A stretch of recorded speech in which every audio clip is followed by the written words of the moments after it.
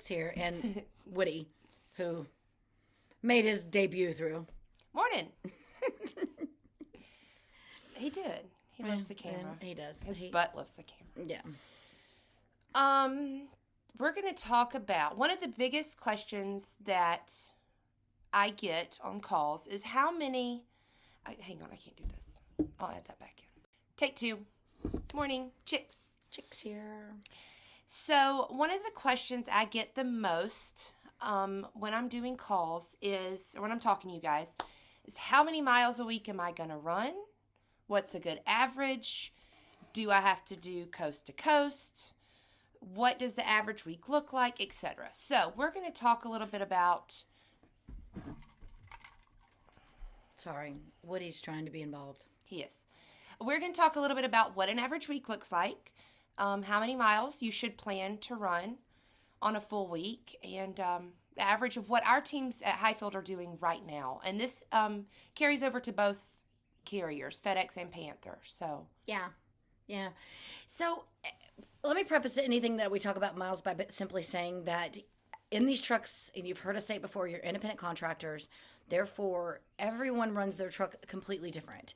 So based off the business model and what you and your co-driver and teammate decide you want to do and how you want to operate can dictate how many miles you run. For example, we have some teams that love to do a coast-to-coast run.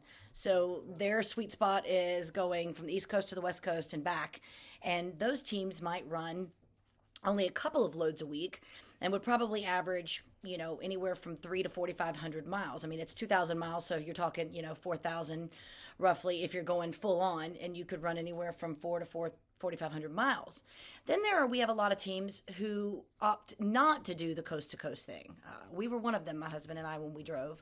We preferred staying east of the Mississippi and north of I-40, which allowed us, and at either carrier, there's a lot of loads that can do that. So we preferred running shorter runs where we would pick it up one day or in the afternoon and we would drop it off the following morning.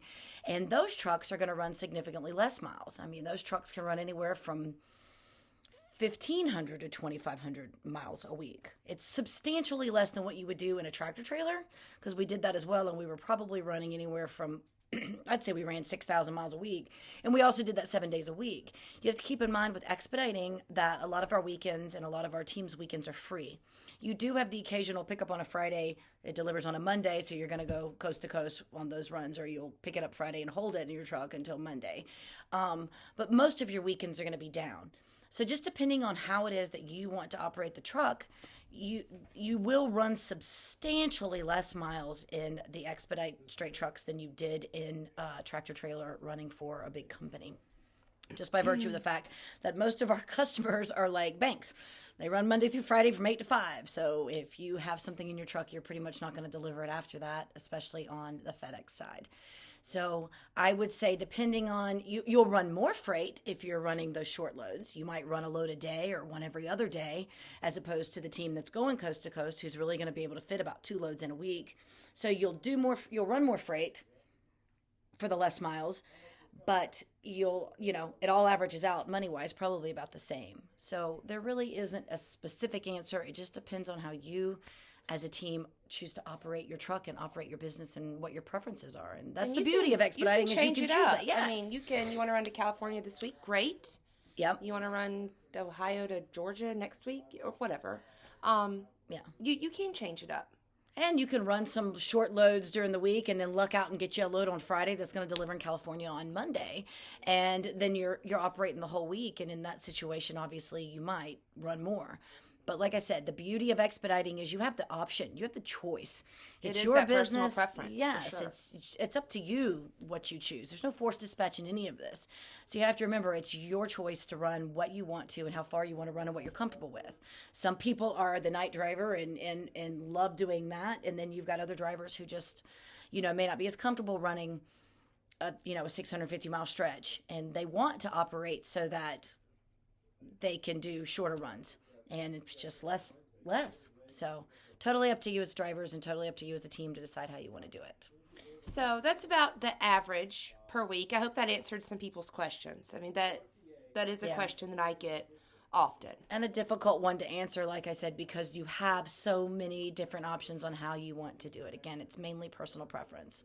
As long as you're making the money you want and you keep it running, you're going to do well out here, and you're going to be happy with whatever it is you decide to do. And when you get in, if you come on with Highfield, you're going to have a mentor, and they're going to tell you, most of the time that mentor is going to coach you on, sometimes it's the way they run their truck, simply because that's the way they do things, but they're also going to ask you what your preferences are. Yeah, that didn't make any sense. Either way. So you're good. You're going to develop what works for you. You're going to learn from someone, you're going to see what the options are, and somewhere in the middle, you're going to find the happy medium that works for you and your teammate. So it's up to you. Guess that's it. Yep. Like and share. Have any more questions, guys? Please drop them in the comments. We can things we can touch on and do a quick video to make sure that you get the answers you need. And if we can't do a video and you want the answer immediately, by all means, don't think we won't. We can private message you as well. Okay. That's all we have for this morning. Chicks out. Bye, guys. Oh, hey, Wood. You want to say hey? Oh, he's back. Oh, my God. Say hey, Wood. Oh, no, not going to do it. Sweet face. He's still riled up. We had a squirrel in here a few minutes ago. Yeah, we did. It didn't run wild in here. It came in and it was trapped. It came in a cage. My mother doesn't like for the squirrels to eat her bird seeds, so she catches them humanely and then takes them down the road and releases them. She said Hopefully she doesn't see this video. What does she just... Protective... What did she just call herself? I don't know. The witness protection. She puts them in... she puts them in witness protection. Yeah. Bless her. I know. That was cute, though. She had a couple of them. Good catch. Yeah. As long as it's squirrels, not possums. I don't do possums. And possums are good for us. I have no problem with possum. Oh, God. They're so gross. Yeah, but they do a lot of good. I don't care. I know. You guys be good. Be safe. Bye, guys.